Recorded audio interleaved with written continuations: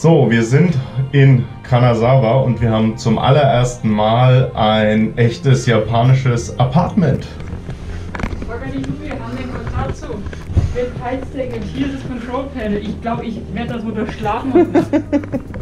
Ist jetzt der Wohnbereich?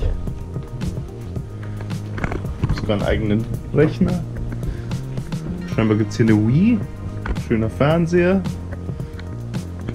Und die haben echte Tatami-Matten.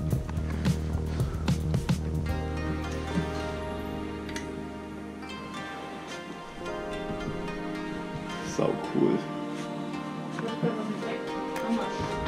Dreh dich mal um, dreh dich mal um, dreh dich mal um. Hol dir mal die Kamera hier drauf. Wir haben ja noch komplettes Bettzeug drin. Ja.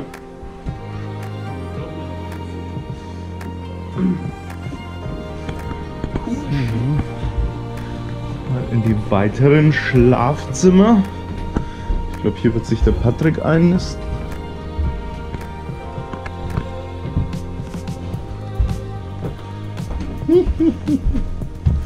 So.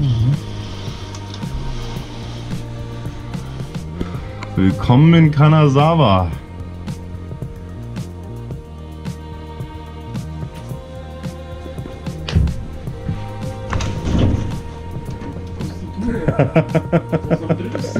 Na, ja, das war keine Spiegelung.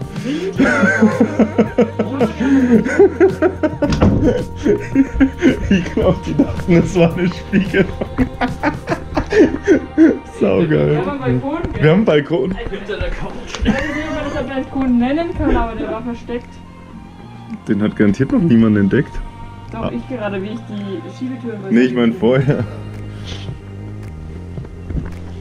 So. Wie kommst du da in den Raum rein?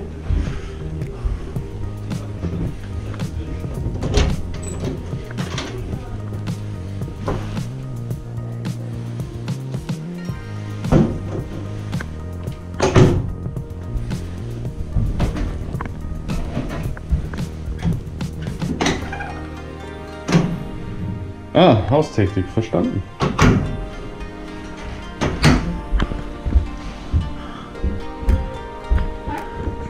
Hey, wir dürfen ja auch unser Tüpfelchen an die Karte machen, schaut mal.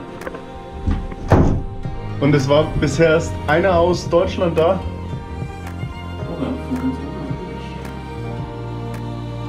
Aber Nürnberg steht drauf. Es überdeckt alles bis zum Saarland. So soll es sein. Wir haben eine Mikrowelle und einen kleinen Ofen, einen Wasserkocher und alles Mögliche noch.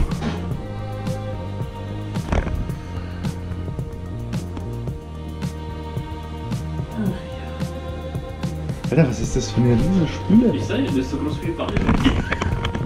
Und, was total geil ist, kostenloses Wasser. Ah ja, da muss ich jetzt kein Stück.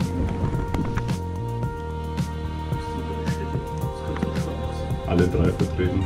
Wir haben sogar Stuttgart überdeckt, weil Nürnberg so groß ist.